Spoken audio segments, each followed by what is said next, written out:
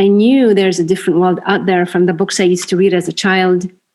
My parents, try to discourage me, try to stop me from having these ideas, but try all they might. Sometimes you cannot stop a young mind from being curious. And after 2 years of a lot of family struggle, I basically was allowed to go to university because they did not want me to go to university. In fact, every year, every school grade year was a struggle because my father thought even primary education is too much for a woman. Hello, my name is Emmy DeGrappa. Each week, we bring you stories asking our guests the question why. We learn about passion, purpose, and the human experience. Brought to you by Wyoming Humanities with the generous support of the Wyoming Community Foundation. This is What's Your Why?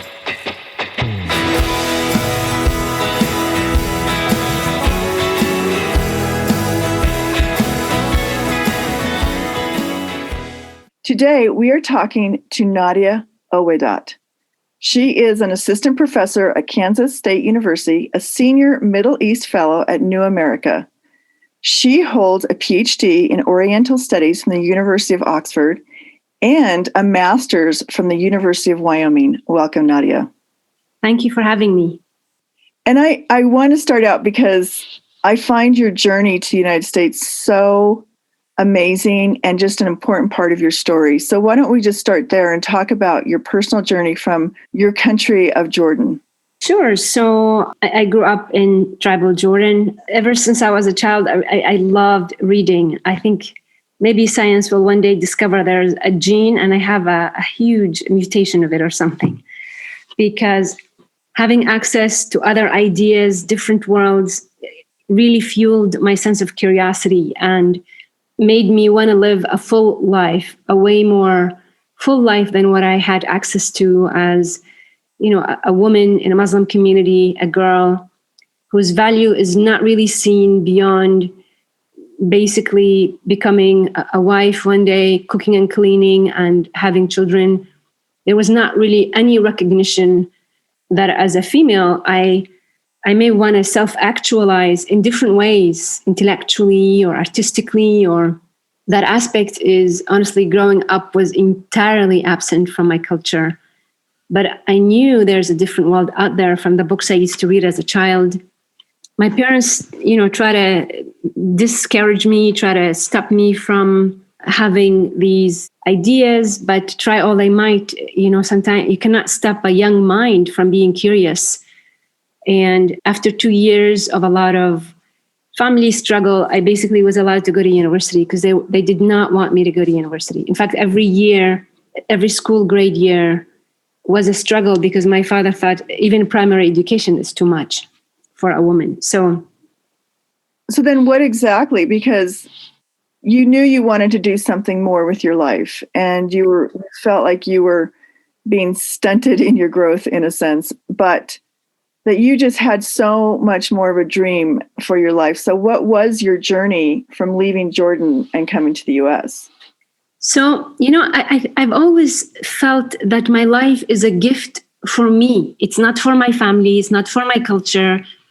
And if truly God wanted me to be their slave and just do what they want me to do, completely self-negating any desires of my own and completely negating any curiosity, I thought if truly the divine wanted that from me, it would have brought me with a remote control so they can control me easier. Because even I couldn't control my passion for life, for knowledge, for science, for getting to know the world. Like when I went to the University of Jordan, I did a lot of things that were unheard of. I've never even met since then a woman who's done what I did.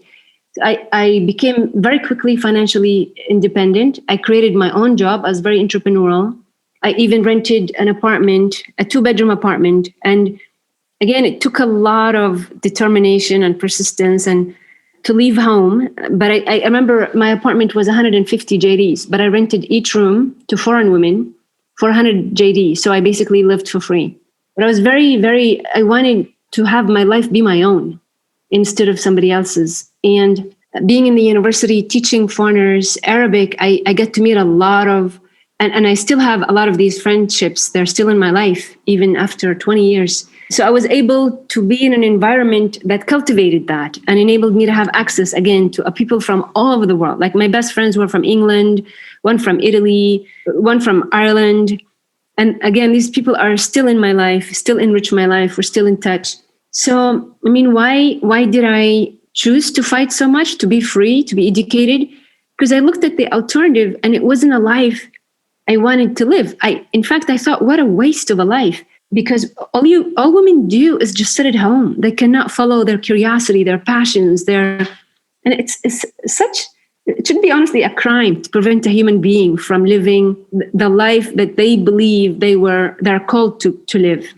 But a lot of people fear. Like I don't know why I didn't fear. I honestly decided that I want to live the life I want or die trying. So if they killed me because I'm too defiant, fine. Death is much better than being essentially under house arrest my entire life. That is not a life I wanted to live. I saw my mom living it. I saw my aunts living it. I saw my cousins. They were not happy. They were very bitter about their lot. They accepted it because they believed in the system. I didn't believe in the system for a split second. I had access to the world through my story, the fiction I was reading, world literature. So I knew there's a world out there where people play by different rules. And I wanted to be part of that world where I am in charge of my life. I decide if I want to be educated or not. I decide if I want to travel or not. I decide what topic I study.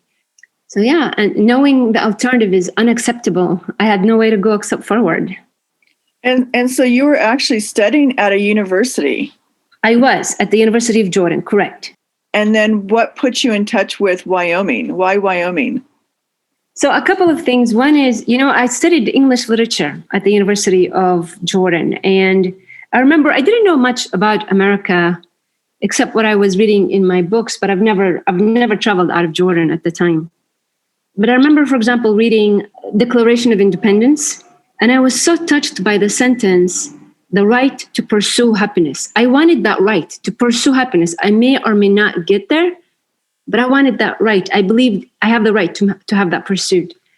So since I was a first grader, like literally, I was bumped up a whole grade because I knew how to read and write early. And I figured out in my mind, I don't know why I did that or where I got the idea from, but I figured out that I'm going to get my PhD early too.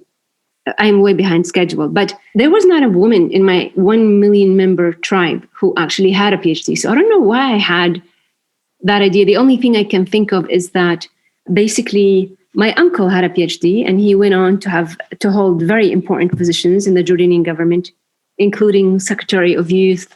He was secretary 3 times and he's a member of the upper house of parliament. So maybe, in my mind, I didn't know yet that as a female, I don't have the right to have the same dreams. So I wanted to do my PhD ever since I was a child and to be highly educated. And I loved books. I loved learning. So it was very much my passion. And Wyoming, honestly, it was a huge coincidence or blessing, or I don't know, life sometimes has a lot of things we cannot explain. But, I had other opportunities that were coming my way, like one in England with the British Council, others elsewhere in America. But I had a very dear friend at the University of Wyoming, one of my students, maybe my first love, you can say. And he introduced me to the University of Wyoming. I got in touch with the professors, and the professors and I hit it off immediately. We had such intellectual chemistry. The head of the International Studies department was Dr. Garth Massey. He was a phenomenal mentor to me.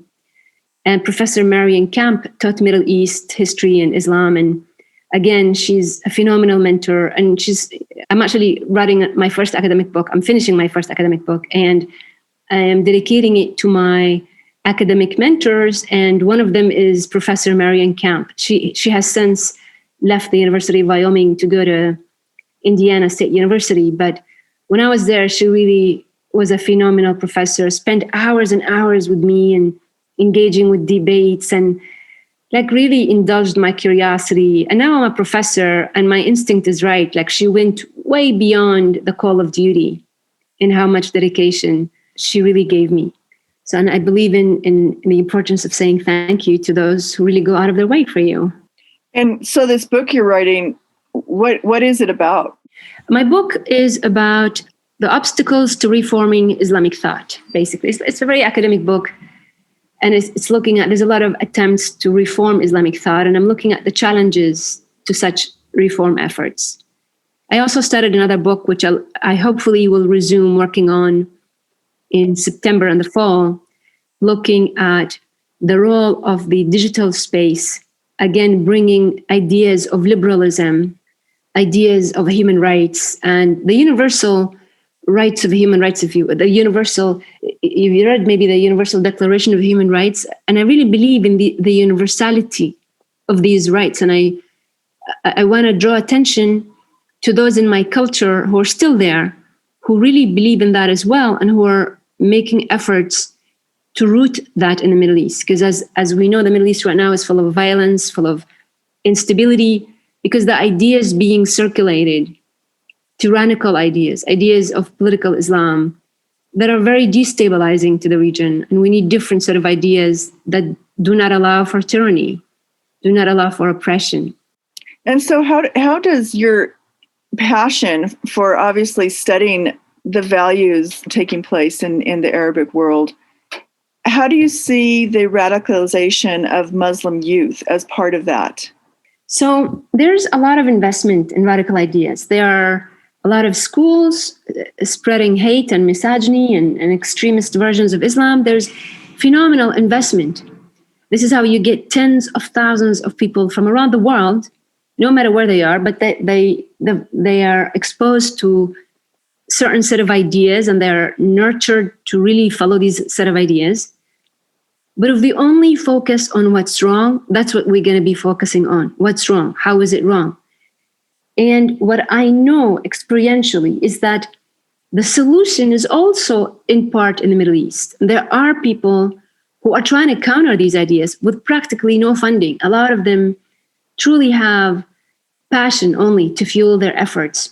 And some have very, very modest budgets. And yet the impact they're having is amazing, in fact.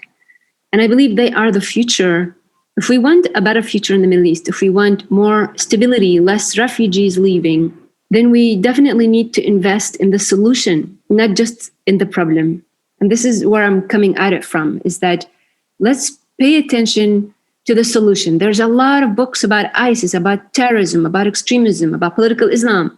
But how many books are there about the solution, about the people who are trying to root liberal ideas? Practically none. There's really very, very few attention, effort, and research that is directed to those who are doing good. What really stands out in your mind when you came to the U.S. in terms of the media and how the Americans view the Muslim countries and their culture? And what do you think is right and wrong about that? Of course, like a lot of people all around the world, I consumed American media. I think I believed in a lot of American values before I ever stepped toe in America, before I ever met a Westerner, So in a way, there's a lot of us who are global citizens, no matter where we're born, no matter where we grew up. We're global citizens because we engaged with a lot of American ideas and we love them. We want to live by them. And regarding the impression of the media or the American people, I had the good fortune of living in various places in the US, including most recently in Kansas. I'm currently in Washington, D.C. I think there's a lot of fear because you see all the violence and instability. And, this is legitimate. There absolutely is violence and instability. But I find that a lot of people, once they get to know you at the human level, and get to meet people from the Middle East at the human level, especially if there's shared values already, that they're really open, they're curious, so that all the media reports that scare people, that they don't scare them enough. Most people, I think, they don't scare them enough that, they wouldn't even contemplate talking to somebody from the Middle East because they look different. I mean, of course, we hear about the most extreme cases, but I know experientially that the US is one of the most tolerant places on earth. It's a place of immigrants. It is studied in Europe as an example of successful integration. But sometimes if you hear the media, you think there's a lot of violence against immigrants, and I think a lot of it is exaggerated. Honestly, I talked to a lot of fellow immigrants, and many of us lived elsewhere, like in Europe, and in our regions of birth, and we marvel often at how open the US is. And I think there's not enough attention, again, to what is actually working most of the time, and too much highlighting of what is not working. And I really am curious, because as a woman coming to this country, and of course, this year was the celebration of Wyoming being the first state to give women the right to vote, right? And in this country, women feel like they have a long ways to go before they have equal pay as a man, for example. How does that compare with what you've experienced? I mean, honestly, when I hear that, and I sometimes hear it from my students, like, oh, we are more oppressed than anywhere else. I'm like, I don't know, because I have seen oppression, and trust me, it looks nothing like this. I mean, we do have some ways to go, but we can work within the system. We can push. We have rights that most women around the world cannot even begin to fathom, honestly. So, their perspective is only American and European, but the Western world is a small percentage of the rest of the world, and the rest of the world doesn't have these kind of freedoms, not intellectually, not politically, not that I'm aware of. There's not a single country, a Muslim country on earth, that has more human rights or women's rights than America. Or even outside the Muslim world, China, Africa, Russia. I mean, we have in America more rights, and in the Western world in general, than the rest of the world. And again, we can push for more, and we are, and it's wonderful that a lot of people are constantly wanting to right wrongs in history, like slavery, but let's keep our eyes on the prize, on that we are actually making things better decade after decade. Hopefully we can each one of us can strive to be part of the solution, to make a difference. The system allows us, even if we're working very small steps, like I don't know if I could honestly speak for the African American community, for the discrimination they feel, because I can't even imagine, because I am not an African American person. So it is wonderful that there are people pushing for equality, for more justice, more egalitarian, and that's wonderful.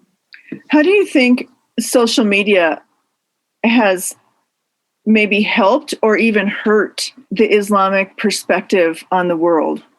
I think it's both. I mean, it's a platform, and you can find whatever you want. You can find things that are alarmist. You can find things that give you hope. So social media is a phenomenal medium.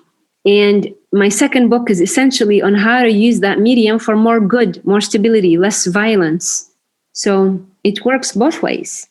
Do you think there is censorship on social media for new ideas and new thoughts that you want to put out there? In the Middle East, absolutely. And again, one of the things I hope to achieve in my book is to really sound the alarm to American companies that are cooperating with tyrannical regimes like the Saudi regime and other authoritarian regimes in the Middle East, to impose suffocating censorship that is essentially used to silence the most brilliant minds in the region, the ones who want to spread values of tolerance and nonviolence. And perhaps a lot of American firms that don't recognize, tech firms, how helping these regimes is actually not just hurting, civil rights activists, but it's hurting the whole world, because they're essentially helping more unrest, more refugees, more by not allowing the educators, the people who want to have better Middle East, to have a voice. In Jordan, when is the last time you went home to Jordan to visit your family? 3 years ago. 3 years ago. And what was it like for you? So Jordan is one of the most liberal countries and most stable countries in the region, thank God. And the royal family of Jordan have way more tolerance, way better management of Jordan than honestly a lot of countries around us that have a lot of resources, Jordan has millions and millions of refugees, and yet the country is running. I mean, can you imagine having 5 million people as refugees in America? I mean, even a country with phenomenal resources would struggle. So for a small country with no resources, it's really amazing how this country is still running. Because it has, so according to Freedom House, Tunisia, followed afterwards by Jordan, are among the most liberal in the Middle East. So we don't have, like in Egypt, like in Syria, we don't have the record of grotesque torturing of dissidents. Jordan is a lot more humane. So I am blessed to be from a country that has more humane way of treating its citizens, for sure. And what do you talk to your family about when you go home? Do they recognize all the work that you're doing? No, the topic is food mostly. I mean, Jordanian food is honestly the most amazing, in my opinion, in the world. I mean, it's Mediterranean food, very healthy, very good, but we don't talk politics, no. Absolutely not. Absolutely not. No. You just go home to love your family and then... Absolutely. And enjoy the best food ever. Well, that is good to hear, that you value that relationship so much that you're not going to jeopardize it, by having a discussion about something you believe that maybe they don't believe. Absolutely. Absolutely. Sometimes, when people are curious, they ask questions. But if people are determined, they know what they know, and they know it's with certainty it's the right thing for them, then you just got to respect that and move on. So what do you think about our U.S. politics, Nadia? So, again, being from a region in general where a lot of the dictators, they want everybody to be the same. That's not a good thing. Diversity is healthy. We are innately different. Every single one of us has a different fingerprint. It is an impossibility that all of us will think the same, be the same. So we need to accept that diversity and difference of opinion is the fact that we can be different. We can be Democrats and Republicans and whatever the next thing is. That actually is really healthy. And I really love that a lot of the alarmist reports that, there'll be civil war, none of it came to pass. That really restored my faith in democracy.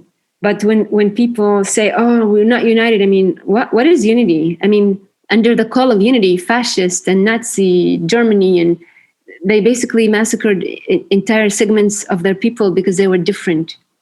So we should be grateful we are allowed to be different. The other's diversity means also that we can be different.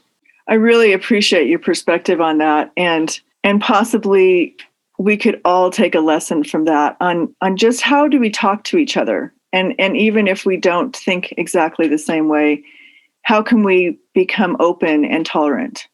Yeah, I mean, traveling gives you perspective. I really wish, one dream that I have in the future, to have something like a guest house in Jordan where I can bring my students, my friends from all around the world to go spend whatever time they want in Jordan and to get a feel for a different culture so they get to appreciate, their own and have a perspective, What language is spoken in Jordan? Arabic. But a lot of people also speak English because we watch, again, a lot of American TV. So did you speak English before you moved to Wyoming? Oh, I did. I taught English at the University of Jordan before. Yeah. That is amazing. Yeah. I taught myself from TV again. Oh my goodness. Like I love Friends, Yeah. I loved American TV. Oh my goodness. I actually would not watch anything else when I was even a teenager. I just refused to watch any of the local drama, anything. It just really was, nope, that's not my world. My world is that world. That's funny you mentioned Friends because I too grew up watching Friends. And so... Isn't it awesome? I like want to watch it again to see as an adult in the US what I would think about it. I honestly want to do that. Well, what are you working on right now besides your book? What tell me about the New America and what they do and how you are involved in making change through that organization? So New America is one of the most, in my opinion, phenomenal think tanks, which is why I love being associated with it. It's an incubator of ideas. It's, so if you are somebody who have a cutting edge idea, they basically support you to write your book, to make your film, to make your documentary. So it's an incubator of great ideas. And they have research on every topic you can think about, from the wars in the Middle East to China, to cybersecurity, to American lobbying system, to women being overwhelmed in today's system. Like there's a book, I think it's called Overwhelmed. Her office, the author was next to me in America. But so basically it's a place where ideas that supports ideas coming to the wider community about every subject under the sun, literally. So it's a phenomenal place. Well, I think when I read about it, I was like, wow, what a perfect place for someone like you who really is exploring all that's new and different and wants to make change in radical Islam thinking. And you're right. Ideas are things. Yeah, they matter. They absolutely matter. What ideas you hold matter a lot, makes a huge difference. Nazi Germany, Nazism is an idea that led essentially to tens of millions being killed. So we need to pay attention to what ideas are actually being championed, are being supported or not. Just to end, I want to say thank you so much because you have such an interesting life. And I want you to tell us what you want when you work with students and when you think about the future. What do you want people to know more than anything about your life story? Oh, wow. I mean, people can listen to my life story from my YouTube channel. I'm easily Googleable, and they can decide what they like more about it or not. But what I really wish that it would do is inspire them to own their power and make a good difference in the world. Like a lot of people think, oh, what can I do? You could do a lot. Even a little thing matters. So I hope they can, not take for granted the freedom that they have and actually do something good with it. Well, what you just said was really powerful. Not take for granted the freedom that they have. That's a really powerful thing to say. And thanks for talking to me today, Nadia. My pleasure.